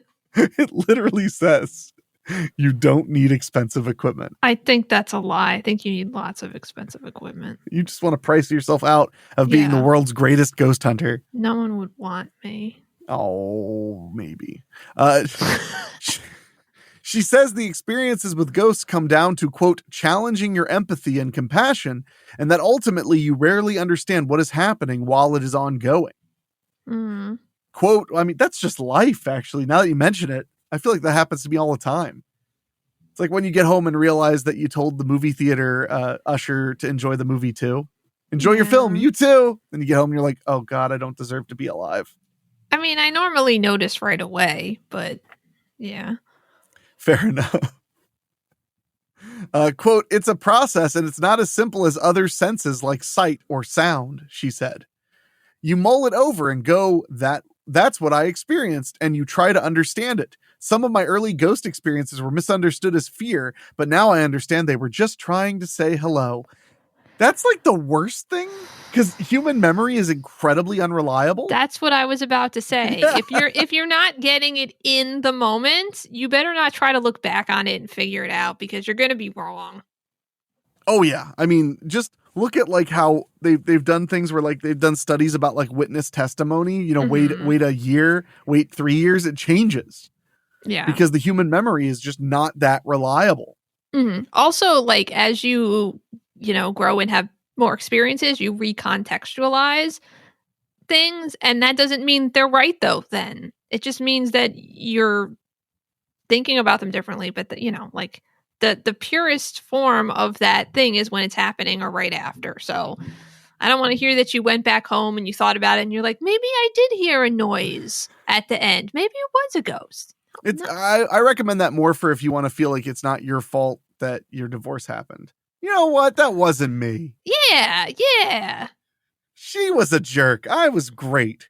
I didn't actually cheat. No. It's not a card game. It's a marriage. Yeah. Becky Ann says she doesn't try to, quote, convince the skeptics because it is, quote, hard to explain. She added, quote, it doesn't happen when you're looking for it, which contributes to the feeling of misunderstanding. Yeah. Just nodding knowingly. Okay. Yeah, I understand. Sure. I hate to be that person, but I think it helps Becky Ann a lot that she's an attractive woman. I think that's why she can sell her ghost hunting adventures. I'm not trying to be a jerk, but like it helps. I mean, is it possible? Sure, but I haven't heard any of her TikToks, so maybe she's very good at it. Maybe you don't need expensive equipment. So. Yeah, you do. On one particularly spooky night, Becky Ann was fast asleep in her bedroom when she woke up to her bedroom door slamming full force. She explained, quote, I was dead asleep one night and I woke up to my bedroom door slamming full force and I could smell this foul, sour smell. I had sleep paralysis and I was trying to wake up my partner and I couldn't move. I thought I was going to die. As soon as it backed out of the door, I was able to wake up and it opened my roommate's door who experienced the same thing. My partner told me no one came in the room last night. It was terrifying. So the door slammed, but her partner didn't even hear it? But she was having sleep paralysis, so she wasn't really awake. I suffer from sleep paralysis, and that is correct. So I'm not really sure what this is even about. I'm not sure either, if I'm honest. Because it said you were trying to wake your partner, but if the door slammed full force, your partner would have woken up. Absolutely. Unless the ghost is only letting you hear the door slam. Which doesn't just sounds like a dream. Maybe the ghost covered her partner's ears so he couldn't hear or it. Filled them with spiders. I guess. Well, I mean, it's as likely as anything, right? I mean, I don't know how spiders and ghosts get along, really. I imagine well. I mean, they're both spooky, nomenclature of Halloween. I guess. Okay, fine. I mean, I think that's a little bit. I just think it's cool that they would synergize. That's all. I just think that's a little dismissive of spiders. Why? What's wrong with Spooky. ghosts? Why do you think spiders are too good for ghosts? I don't know. It all began for Becky Ann while she was studying biology and she went ghost hunting with a group of pals for fun. Quote, out of the corner of my eye, I saw this bright blue ball of light, free floating, she recalls. Quote, it hovered and came in between myself and my friends and we jumped in opposite directions as it went into the ground. It was terrifying at the time, but it became something of an addiction and began getting in the way of her other studies. Quote, I started turning up late to class after spending the night ghost hunting. Right. Out all night ghost hunting. Uh-huh. I was obsessed with it. I placed more value on trying to replicate that experience again rather than focus on my studies. Great. Oh, just wait. Things took a tragic turn when a number of Becky Ann's friends died. Oh. And she was drawn to mortuary science. Quote, I was taught that death is an irreversible part of life, and I accepted that dead is dead. But during that time in mortuary school, some professors would share elements of paranormal stories with us. Wait. How did a group of her friends die? What happened? I don't know. They're all very gothy looking, so I got nothing. They just died? I just have no idea. What? That's what I want. I don't want to know that she went to school, the class is late. Tell me why her friends died. I'm hoping we'll find something out, but so far it's saying that that I guess people who taught mortuary science were telling them paranormal experiences. Why would there be ghosts with their bodies? They have no special connection to mortuary homes. Yeah, it doesn't really doesn't make sense to me. I think that's just because it's creepy being around a bunch of corpses. Yeah, I think so. And it is too. creepy. Mm-hmm. I just watched a movie called Only the Lonely. It was a John Candy romantic comedy. Mm-hmm. And the girl he's in love with is a mortician. Oh. And his mom always referred to her as the ghoul. You're seeing that ghoul again? Just made me laugh. Let's see. Quote, so the wheels started to turn and I visited a medium, and within moments of sitting down, she said there was something around me with blue hair. One of the friends I lost had blue hair. Aww. When Becky Ann began sharing local ghosts, well, first of all, that's comforting. Have fun on the toilet from now on. Yeah. Knowing that they're there with you. Well, maybe not all the time. Maybe just then. Nah, that's always. Oh. It's every second. Just makes sense. Oh. When Becky Ann began sharing local ghost stories after moving to Connecticut, things blew up, and within a few months, she was doing live interviews on the news.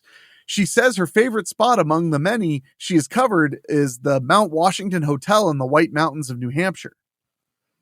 Quote, the first time I went, I was attending a paranormal retreat, and you just feel the place come to life. It's a story of liveliness and parties rather than ominous dark tragedies. It has an incredible story about Princess Caroline, who owned it and has these quirky paintings. Well, if she was a princess in New Hampshire, she was very quirky because there's no such thing as royals in America. So she was a princess somewhere else where she just wouldn't be. I would Yeah. assume because of a servant rebellion, but that's just what I assume of all royal people. A woman was crushed by an elevator there, and they actually allow people to sleep on the original owner's bed. Oh, I thought they were going to say in the In the original elevator. elevator. In the original owner's elevator, they sleep. They're not going to tell us what happened and why her friends all died. By the way, man. I'm assuming it's something twisted. Maybe it's like Final Destination. We were all in a plane that we didn't get on and it crashed, and now death finds us one by one. She's not a big fan of getting masses of high-tech equipment, instead arguing her senses are the best tools. Quote, I always advocate that you don't need expensive equipment to fully immerse myself in a haunting. I have to delve into newspapers, books, and word of mouth. Literally all of those things alter your perception. If you go into a place knowing all of the history, knowing all of the stories, all of the claims, your perception is not clean. It's being affected by that information. So now you're going to know that there should be a little girl ghost. You're going to know that there should be doors slamming themselves. You're going to know that people have seen those things before, and you're going to do that. In the psychic world, you call that a hot reading, when somebody researches where they're going ahead of time so that they can make their guesses, but they're accurate, instead of a cold reading where you're like fishing for details. Right. Quote, what people don't see is me locking myself in a room for an entire week researching a case. I've told stories of people that I don't think anyone would ever look at, and people are relating to these stories. You know, she could just be a historian if she wants to just research things. Yeah, that's not sexy, and that doesn't get likes on TikTok. You don't think that historians get likes on TikToks? You don't think that attractive historians get likes on... Not as much as attractive paranormal investigators. I don't know. I think you could do anything on TikTok and get likes if you do it well enough, I think. I like that she was like, I came from the sciences, so of course I was very open to research and da-da-da-da-da. And that's what I realized. The scientific method means nothing, and I just need to pay attention to how I feel. Yeah. To be fair, if you believe in ghosts or ghost hunting, I would think you'd want scientific tools. You want to have as much evidence as possible so you can say, it wasn't just that I got scared or I smelled something weird for a minute or I had sleep paralysis. Like, this is something that I saw and I can back it up. You know? Yeah, no. Quote, it's fun, but it can be very sketchy in some locations. Some are abandoned buildings that haven't been regulated, Becky Ann said. That's the last line. Some of them haven't been regulated. You don't even know what words mean. Haven't been regulated. Regulated? I mean, haven't been inspected. Cared for. I don't know. I don't know about all that. But you got to be careful going into abandoned buildings, though, guys, because there's squatters in there, and they might not like you ghost hunting. I watched a video about travel photography, and I really they literally found out that people were squatting in an abandoned school. Luckily, it was during the daytime, and it was like a nice area, like a nice small town. So when they went to the people of the town and told them what happened, they're like, "Oh yeah, we've been trying to evict them for a long time. We're not having any luck, and they are not friendly to anyone." Oh, so. Anyway, we're going to take a quick break. Congrats to Becky Ann Galentine. I hope you're not a terrible fraud, and I hope that your life as a full-time ghost hunter. No, seriously. And I hope that your time as a full-time ghost hunter is friggin' awesome. Because best of luck, sincerely. Good luck, though. So we're going to take a quick break, and we'll be right back with some more spooky news.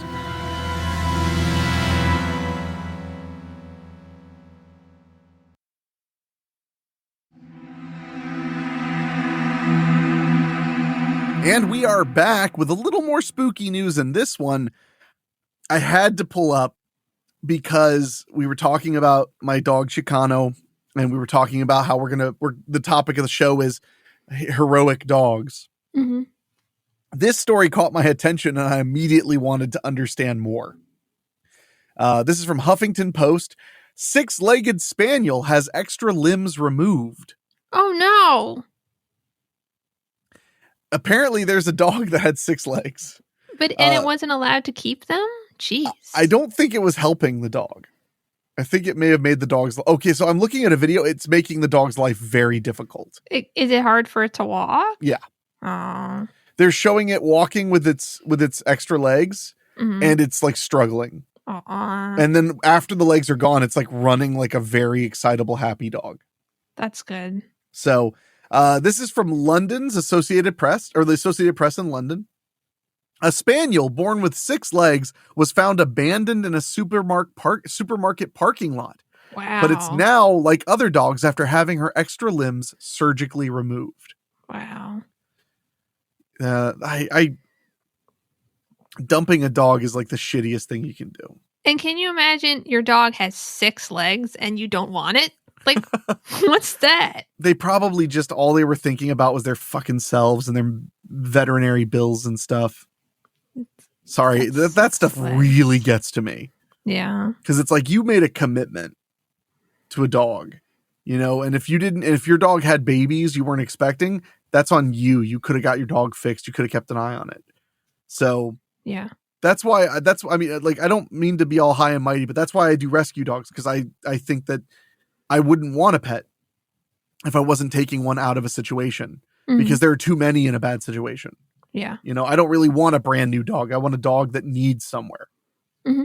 But that's just personal. I get why some people want like a very specific type of dog. And I get why some people like they don't want to, you know, go through what I'm going through. I had to say goodbye in just under 5 years. Mm-hmm. It's really hard. So I get that. Like I if I could add 15 years with my dogs, I would rather have 15 years. Yeah. But anyway, Ariel, who was named for the Little Mermaid character because the additional appendages with 2 paws on the end looked like a flipper, ran through the grass outside a veterinary hospital Saturday as she adjusted to life on 4 legs. Wow.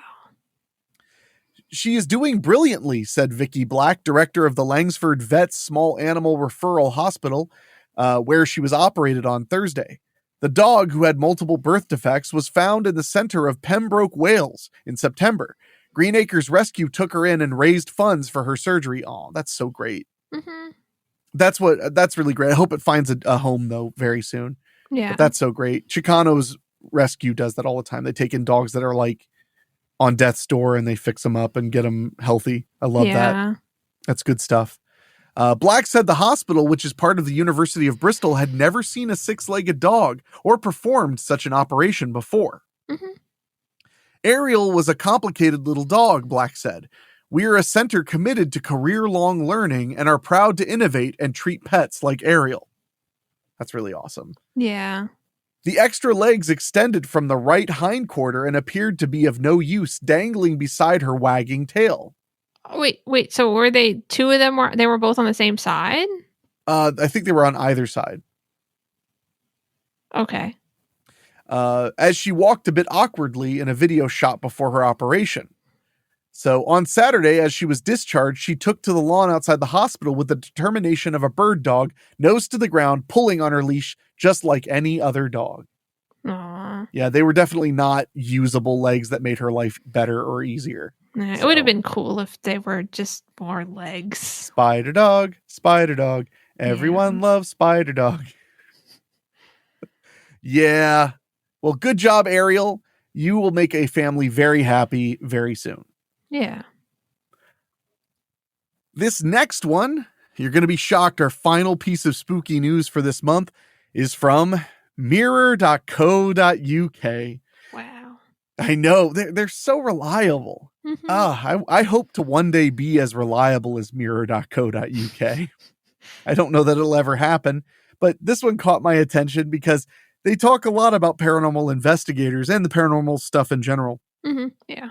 So this headline is, meet the UK's youngest paranormal investigator, 8 years old. Oh, I was hoping it was like a in the womb kind of deal. No, sadly, 8 years out of the womb. Who talks to ghosts through a phone app. Oh, that's nice. Interesting. Meet Bobby Horton, an 8-year-old lad who claims to be the UK's youngest paranormal investigator. I like what he claims it. Yeah, is he or isn't he? Like, this clout-chasing little shit says he's he's the youngest paranormal investigator. Bobby claims he can chat to ghosts using a mobile app on his phone and follows in the footsteps of his nan and step-granddad who run a ghost hunting group on Facebook. I hope it's like WeChat or something. Yeah, he's just talking to the Chinese Communist Party. Teresa Hughes, 59. Oh, Bobby's nan, Teresa Hughes, 59, and step-granddad Charlie Harker, 58, run Afterlife Paranormal. Yeah. The young lad from Blockswitch in Walsall hopes to continue his family's legacy in their quest for spirits. Well, that sounds more like an Irish thing. Spirits like alcohol. Sorry, Ireland. He even claims to have chatted with his late granddad, Terry Hughes, 59. Why do they list the age of a dead person? I don't know. What? Sorry, that just threw me. Why are they listing the age of a dead person? That's really weird. He says he chatted with his late granddad, Terry Hughes, 59, through the Spirit Talker app. Mm-hmm. Bobby said, quote, I like investigating the paranormal. My favorite part is probably speaking to my granddad. I used the app to do that. My granddad has come through several times. That's so sad. It is. There's a photo of him, by the way, in a Ghostbuster jumpsuit. Oh. And it says Venkman on it. Like that's, I guess, his favorite Ghostbuster. Oh. And he has one of those boxes with like a bunch of antennas on it. Oh. It might even be a spirit box, which we figured out was what you were talking about earlier. Yeah, or a ghost box. A ghost box, sorry. Ghost box. It's either one of them. Yeah. It can't be both? Yeah, it could be both. Damn right it could be. Charlie revealed that Bobby has been exploring the paranormal for about a year and a half, but only does light investigations. Quote, he is proper into it, with ghost gadgets and that, but he's not been on a proper investigation yet. He does his own little things, Charlie said. Aww. That's pathetic. Get out there and work, kid. You want to claim you're the youngest paranormal investigator. The article seems so aggro toward this kid. He claims to be the... But, I mean, it's cute, but it's also like, it's make-believe is what he's doing. Yeah. You know? It's adorable. Mm-hmm. But I also am wondering, I'm like, are the adults doing the right thing here? Because like I had a friend whose mother, she was kind of crazy. Mm-hmm. And like my friend would have sleep paralysis. And her mother would be like, that's a demon sitting on you at night. Oh God. And it caused her like immense trauma her entire childhood. Sure. Thinking that. Mm-hmm. So it's like sometimes, you know, you shouldn't feed that stuff. Well, I mean, it sounds like he's just talking to his dead grandpa. So it 59. doesn't sound like it's immense trauma there exactly, but No, that's very, very sad. Yeah. And awkward though that his gran and step grandpa are helping him look that up. That must be awkward. What do you think of step grandpa? Kill him. Kill him in his sleep. Oh, you say the funniest things, Grandpa.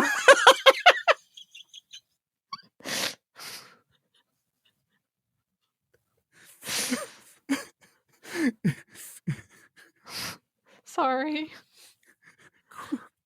Quote, if we are out with him at the pub, he will want to put a ghost box on. Oh, yep. And he will call out things like that. He loves it. I wouldn't say he gets freaked out. It is light paranormal, not heavy. You know, he does try though. Well, for the record, the woman from the last article says you don't need this expensive crap, kid. Grow up. Yeah. And she especially said you don't need any apps. Yeah. And then she said something about and grow some body hair too. Anyway. Quote, he has a little app. He uses that. It comes out with words, basically. It's designed for spirits to manipulate the words and change them to the words they want to put out, basically. I would say he is one of the youngest paranormal investigators in the country. I've never known anyone his age that young doing it. Okay. I mean, there might be a reason. Do people who believe, like heavily believe in the paranormal, do they really believe that like an app can talk to the dead? Because that seems a little bit like a stretch. Yeah, I've seen people use their phones to do the kind of ghost box thing. Because an app is like literally for entertainment. That's like the point of most apps. Some apps are for there's a compass apps and stuff. Yeah, it's not all just entertainment, I guess. Ooh. I use an app to write reports for home inspection. That's entertainment. You love that. I don't love writing reports. I think you might. You keep doing it. Checkmate. Fine. Did you ever? What you said when you were a kid, you felt like your house was haunted. One of them, right? Yeah. Did you ever like investigate it? Did you ever try to like stay up late and see a ghost or anything? No, it was too scary. Why were you? So you just lived in like complete and utter fear? Not all the time. Just a lot of the time. Did you like not get up at night, late at night, because you were afraid of the ghost? I don't really. I'm not one of those people who like gets up late at night and does things. So I mean, you didn't just like. Well, see, maybe that's why I desperately needed to be told La Llorona, just so I'd stay in my bed. Yeah. But I would sometimes get bored and want to like sneak around the house. No, I didn't do that. Maybe because the ghost, but also maybe not. I mean, I didn't do it most of the time because I was told that a ghost would literally drown me for doing it. Yeah, nobody had to tell me that. I just knew. You just knew a ghost would drown you. Well, good. It's a healthy fear. Charlie and Teresa have carried out also. Get a copy editor, mirror.co.uk. It says Charlie and Teresa have carried out live investigations. Oh man, I was reading an article recently that like they repeated a sentence in a quote like a couple of times. It was embarrassing. That reminds me of those comedy trailers where it's like he had enough. I've had enough. He wanted revenge. I want revenge. Charlie and Teresa have carried out live investigations at their house, including a range of equipment, and claim their home is haunted by a sinister spirit called George. The grandpa, or I mean, it didn't list an age next to him, so I don't think it's the grandpa. Why did they list the age of the dead family member? If you believe ghosts are real, would you really want to stay in a place with a sinister spirit? Maybe it's just sinister, but it can't actually hurt you, you know? I guess. Still sounds like I wouldn't want it if I believed in that. Yeah. Asked what Bobby's mom, who is Teresa's daughter, makes of paranormal investigations, Charlie said, she's not really into it. She likes to think it's not real. Like it's a different category to what Bobby is into. I would say she's on a bit of the skeptic side. She's not really a believer. Yeah, she's like, I don't know how I feel about you, like talking to my dead dad with an app. I'd be very offended. Yeah. I'd be like, leave him alone. He's 59. Yeah. Why would you list the age of a dead person? I still can't get over that. Yeah, it's really strange. Is that the age that he died, or does every year he? I don't know. I mean, I would assume it has to be. I don't know. Yeah, I don't know. He's the same age as the grandma. That's the confusing part. Yeah, so it's like, yeah, maybe they stopped aging him, or maybe they're still aging him. I have no idea. The things we have to struggle with. Yeah. Charlie added, quote, probably when Bobby is older, I can see him joining us on investigations. I would like to be his mentor. I'm a professional in this field. Are you? But also, why don't you just let his dead grandpa guide him from, his real grand, not his step grand? We don't know that his dead grandpa was ever involved in paranormal things. Just because he's a ghost he's now. Into it now. We know he believes now. No, he could still be like, nah, that's shit, kid. No, don't kid, listen none to of them. This is real. What if the app is literally saying like, I'm not real. Leave, like, stop this. Yeah. Well, that was a pretty good slate of spooky news, but we're going to go into something a lot more lighthearted with our topic for this month. We're going to come back after this quick break with the American Kennel Club's list of 10 real-life tales of heroic dogs, right after this quick break.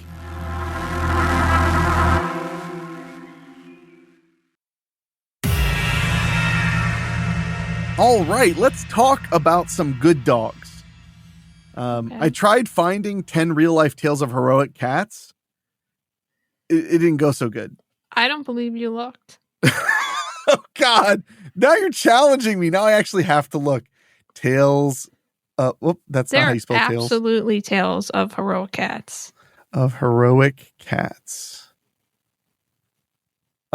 17 heroic cat stories, but it's on BuzzFeed. So whatever I found 5 stories of heroic cats. Yeah, there's all sorts of heroic cats. 3 of history's most heroic cats. Yeah. Okay, fine. So they've done one nice thing once ever. I actually really like cats. I just find their demeanor humorous.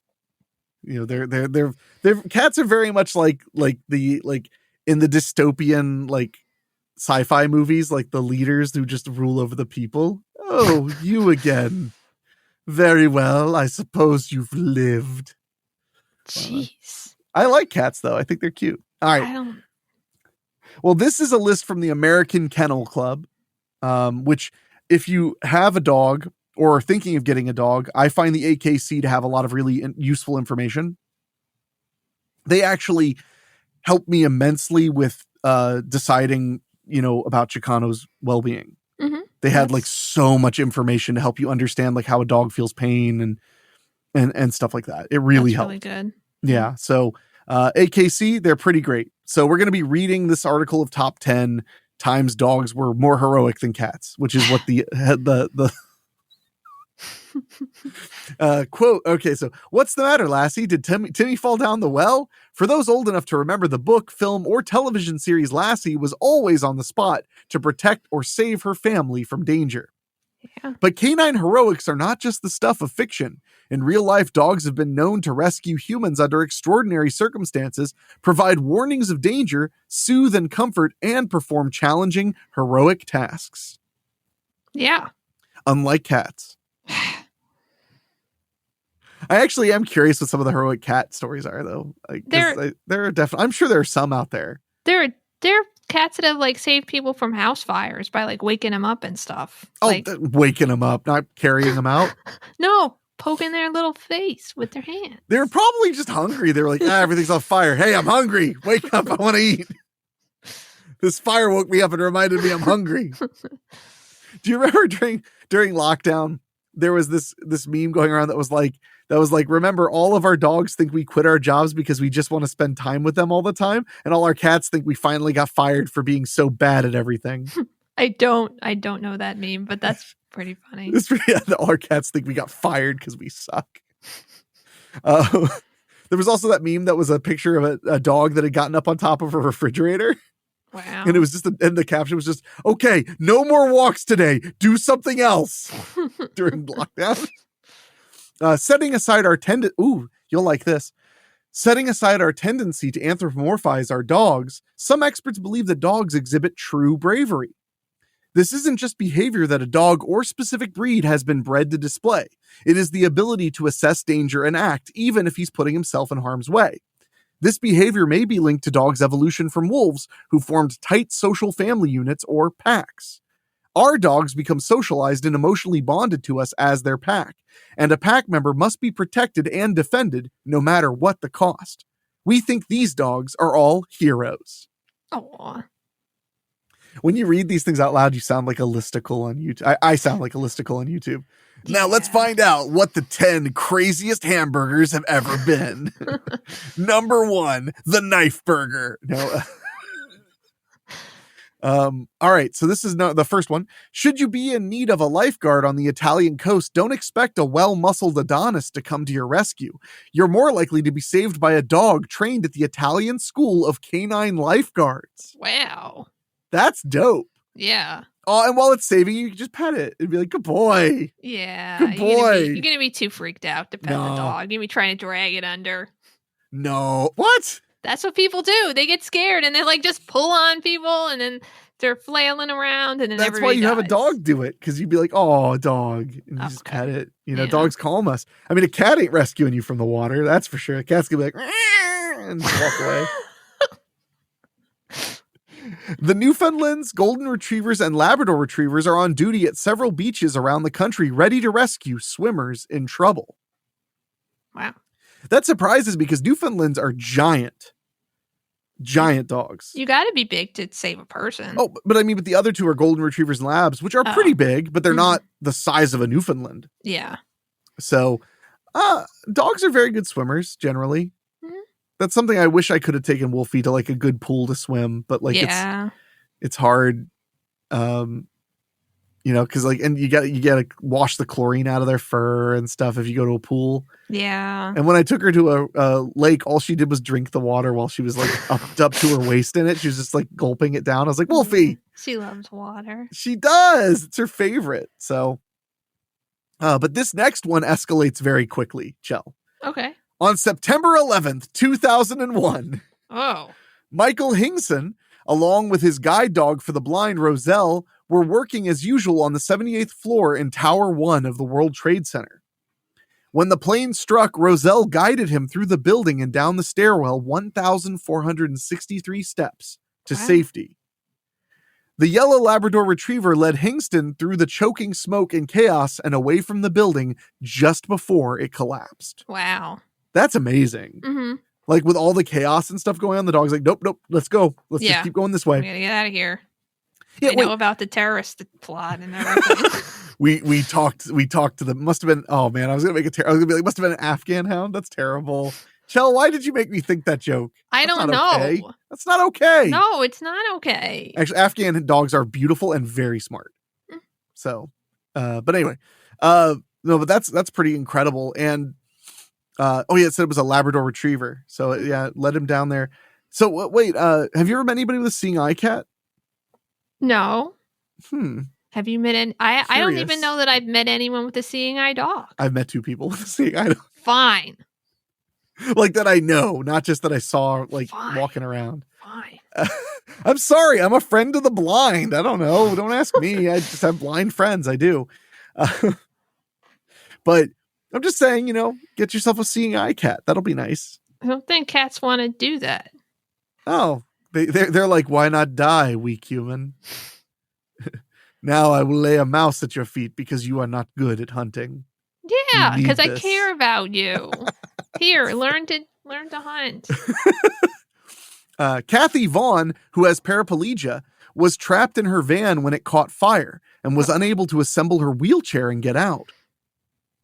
Eve, her 104-pound Rottweiler, grabbed her by the leg and pulled her to safety before the van exploded. Wow. Eve suffered burns to her paws, but Ms. Vaughn was completely unharmed.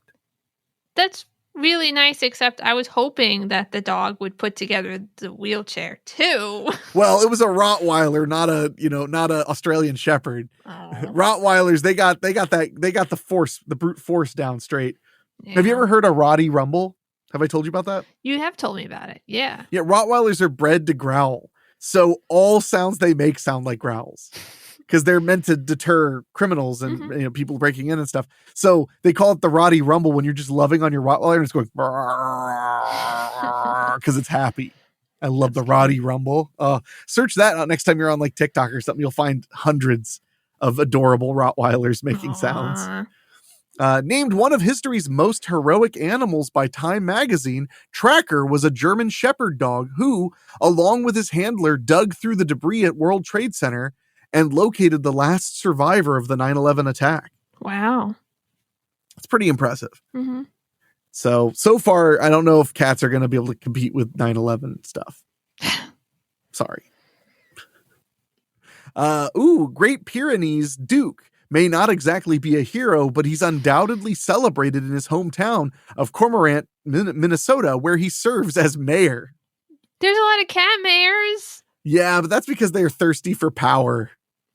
No, it's because they rule very well and everybody likes their policies. I won't lie. I don't respect the dog for becoming a politician, although it's probably animal politicians are probably the most honest ones. Mm-hmm. Yeah. He won the votes of almost all of the 1,000 residents and has served 3 consecutive terms. I mean, I'd vote for him. So. He's got my vote. Yeah. Let's buy a place there. Okay. I mean, if there's only 1,000 people living there, I bet we could afford a place there. Yeah. A miniature schnauzer named Danny probably saved the life of Beth Bennett when Bennett fell, broke her femur, and lost consciousness. Okay. Danny was a trained service dog who had cared for Bennett's mother, and he seemed to know exactly what to do. First, Danny licked Bennett's face until she regained consciousness. Then he knocked over the phone and nudged it towards her. Wow.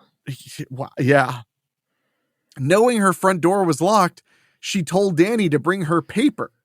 Miraculously or cleverly, among the 5 pieces of paper he brought her was one with her neighbor's phone number on it. Wow. She was able to call both 911 and the neighbors to unlock the door before paramedics arrived, thanks to Danny. Wow. Yeah, that's a mind blower. We all know how reliable a dog's sense of smell is, and dogs are often used to detect bombs and drugs. But Duke, the Vizsla? I'm not sure I know that breed. Know. Hold on, I want to know that breed now. I have to click on it because it's like all the worst that's going to happen is I'm going to see a cute dog. Oh my gosh, he's a big doggy. Oh man, it's just a big dog. Kind of reminds me of like a cross between like a not a golden retriever. What's the other? Like a Labrador and a Greyhound, like very slim and sleek, but with big floppy ears and very tall. Very cute. But Duke, the Vizsla, is trained to sniff out peanuts in any form and often in minute quantities, such as in oil, dust, or butter. Oh. Duke alerts his owners to the presence of peanuts by sitting firmly in front of her, blocking her from the offending allergen and refusing to budge. His owner says that Duke saves her life every day. Wow. Unless he's just wrong a lot and he just has to leave places. I mean, I assume this person just does not like peanuts and that it's not an allergy. Yeah. I just like having to deal with peanuts would basically be like ending my life. So this one is interesting because this is about a boxer dog and Henwolf is half boxer. Yeah. Like flat out half boxer. She looks the most like a boxer. Once I found that out, I would look at photos and be like, God damn, she does look like that. She has the biggest, muscliest chest I've ever seen. It's crazy. The heroics of Paris, a boxer in Cornwall, England, may not be as dramatic as those of other hero dogs. Boxers are not known to be super smart. My one veterinarian thought the DNA test was wrong about Henwolf. He was like, boxers are aloof. She's extremely intelligent. And I was like, dude, but look at her. She looks like a hairy boxer. And he was like, I see it, I guess. That was literally his response. But she does her part just the same. Whenever she goes on walks, Paris picks up cans and plastic bottles and deposits them in the closest recycling bin. Wow. Beautifying the neighborhood. See, my dogs just leave garbage I have to pick up. Yeah. No one trained her for the task. It just comes naturally. I guess she saw someone doing it and was like, oh, okay, sure. It's a game. I guess I can do that. Yeah. And she's doing her part to save the environment. But that's really cute. Know.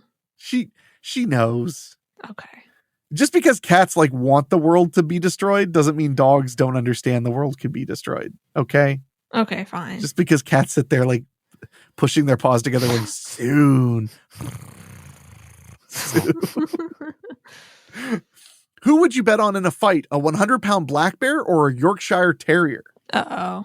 I'm asking you, Chell. Oh, the bear. You know how big a Yorkshire Terrier is, right? Yes. Yorkie? Yeah. If you said bear, you're wrong. Oh, man, I wanted to be right. Oh, and this is your ancestral homeland. Deborah Epstein of New Jersey left the front door open one evening, and Joe, her Yorkie, started barking even more furiously than usual. That's fair. I know Yorkies. They bark a lot. She turned around to see a black bear lumbering toward Joe's food bowl. Oh, God. The 6-pound terrier barked, lunged, and nipped at the bear until it turned tail and ran out the door.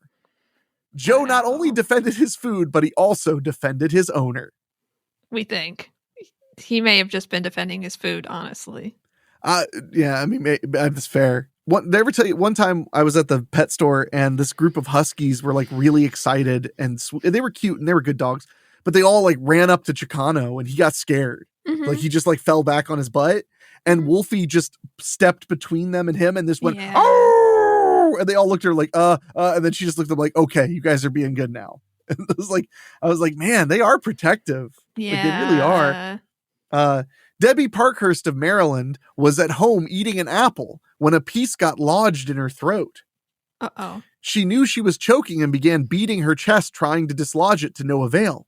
Her golden retriever, Toby, noticed her distress and sprang up, putting his paws on her shoulders. He knocked her to the floor and jumped up and down on her chest, dislodging the morsel. He then licked Parkhurst's face to keep her from losing consciousness. It's a mystery how Toby figured out this modified Heimlich maneuver, but he won a Dog of the Year award for his heroics. Wow. Oh, it says right here that her cat gave her the apple. Hey, Huh, she's the one that was eating it. The cat was just trying to be nice. She was just hungry. The cat was helping. Yeah. So that's it for the list. And then this little quick aside says, dogs have been invaluable in the military, the police, and search and rescue, as well as in more everyday ways. They've been man's protector and helper for centuries, and every once in a while, a dog goes to extraordinary lengths and uses almost inexplicable skills to come to our aid. The dog is more than man's best friend. He is often our hero. Aw. I'm not crying. You're crying because you're a freaking loser. Aw. Let's find one story of a cat saving somebody. Okay. Today.com. A 1-minute surveillance video captured the normally mellow family cat saving her human family member, a 4-year-old California boy named Jeffrey Triantafilo, from a harrowing and unprovoked dog attack. Oh, I think I know this one. After the video went viral, it doesn't say how it helped him, but if I'm remembering correctly, it like just fucking attacked the dog and I believe it. away. I've seen cats go at dogs. This one says a cat chases bears up trees, and nobody can figure out how this orange and white tabby chases bears up trees, but it does. And there's a photo of the cat sitting at the bottom of a tree with a bear at the top of the tree, like afraid of it. See, there's something good about living with a little tiny sociopath. You never know. No. Oh, cat figuring out there's a gas leak. Yeah, they do that. Yeah. No, I give you a lot of crap, but I really like cats. Yeah, they're not mean. You know. I mean, they're mean if you know a mean cat, but like most of the time they're not. And yeah, they do really delight in torturing smaller creatures. But that's just them. It's okay. I give a dog a squeaky toy, which makes the sound of something dying to make them happy. Yeah. So, and I had neighbors growing up that their dogs were super, super nice to people, but vicious to small animals, would like slaughter bunnies. Oh, sure. No, without a doubt. No, I agree. So we're going to take a quick break and we'll be back to wrap things up, talk a little bit about some horror media I've taken in this month, and also just thank you guys for joining us on another edition. So we'll be right back after this.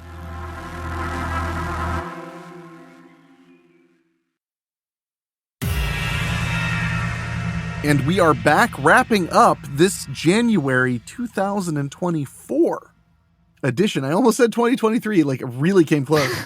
Yeah. Of Monthly Spooky. I like it. I get through by about the halfway point of the year. I'll remember to change the dates. Mm-hmm. Yeah. Just in time to start getting into the end of it. But real quick, I wanted to mention some horror media I've been consuming. I went and saw Night Swim a couple of weeks ago. The horror movie about a haunted pool. Oh. And I liked it. A lot of people have been picking on it. It's a PG-13 horror movie, and some people that immediately turns them off, which always annoys me because I'm like, does it have to be bloody and have like swear words for it to be scary? Like, I don't think that makes any sense. Yeah. Like, it just doesn't. But it is, a friendlier, simple, scary ghost story. The pool is not haunted. It's that it's like a cursed, there was like a cursed lake. Oh. So the pool is actually like filled by like natural springs. Oh, okay. But the waters are cursed, and they have like basically like the more you spend time in the water, the more the water starts to influence you. Okay. And then it offers you something you want in exchange for making certain sacrifices to it. Okay. So I thought that was a pretty cool way to go with it. Not just a simple haunted thing. Also, there were scenes where people would jump into the pool, and then when the weird stuff started happening, they would cut to underwater shots, but the pool would be like 40 times deeper than it should be. And that freaked me out horrifically. Could not handle that. I remember Dave was like, wow, this movie's really freaking you out, huh? And I was like, yeah, it's almost like I drowned twice when I was a kid or something. I don't know. It's weird. Twice I drowned. That's a lot. It's more than most. Mm-hmm. That's why I didn't learn how to swim until I was like 31. Yeah. So And now I'm not a strong swimmer, but I can swim. Yeah. So good. it turns out when people say like, oh, if you push a kid in, they'll learn how to swim. Not always true. Yeah. Yeah. I had to be rescued after that. That was what was attempted. That was the first way I drowned. I mean, that's not the way that you teach people to swim, but no, not like 6-year-old or 7-year-old or whatever I was. No. And then a bully pushed me into the deep end of the pool. Oh shit. When I was 7 or 8. Wow. Yeah, and I just started drowning. Wow. Because I couldn't swim. He thought it was very funny though. I'm sure he did. So good for him. I'm sure he had a good time. So, but no, night swim, super fun. If you get a chance, see it in the theater. I promise you it's a creepy, fun time. I really think that if you love all things spooky and you love horror movies in particular, you should try to support every horror movie in the theater you can, just to encourage them to come back, to make more, and to have them be released in the theater. I think even a decent and okay horror movie is a really fun experience in the theater. So I definitely highly recommend Night Swim. I enjoyed it. And I think as far as the theatrical experience, it's absolutely worth it. So cool. Unfortunately, I didn't see another horror movie in the theater. I saw like a couple of romantic comedies. I saw George Clooney's new movie, The Boys in the Boat, last night. The one about the rowing team. Oh. There were, during one of the, I think it was in the 1930s, there was an Olympics where the people who won the rowing competition were a bunch of working class kids from Washington State. Like they beat like Penn and they beat California.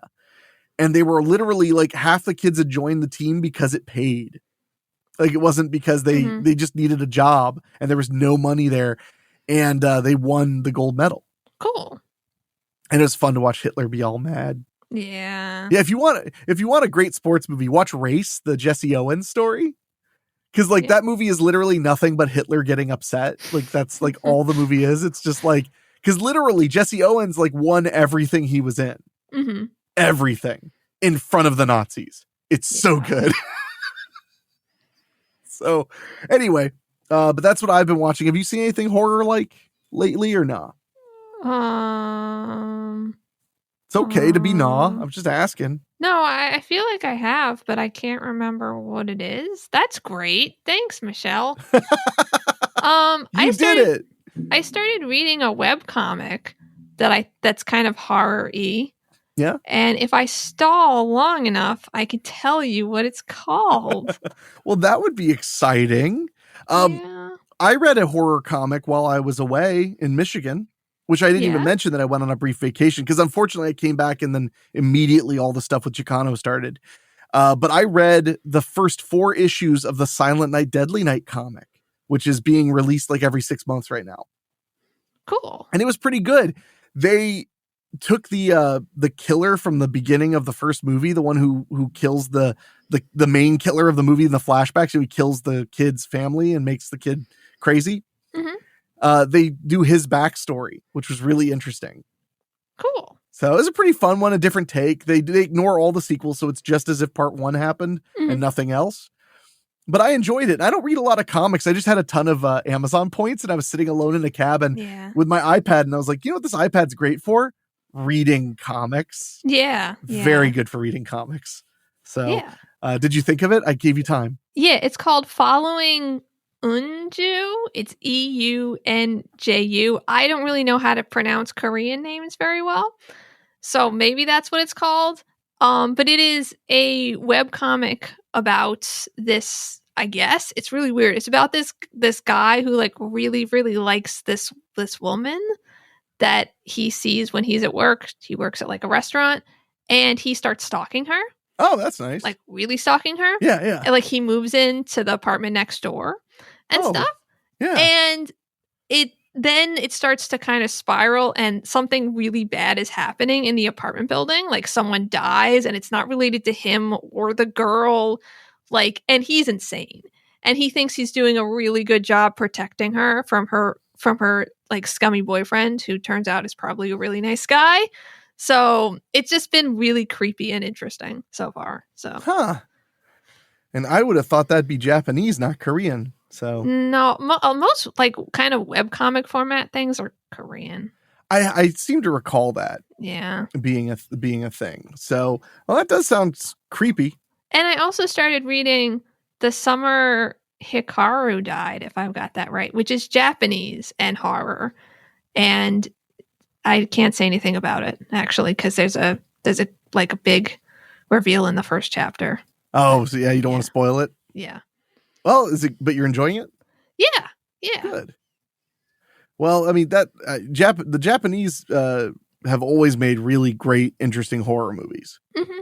So I definitely dig on those. So, well, before we get out of here, did you find anything creepy on Reddit?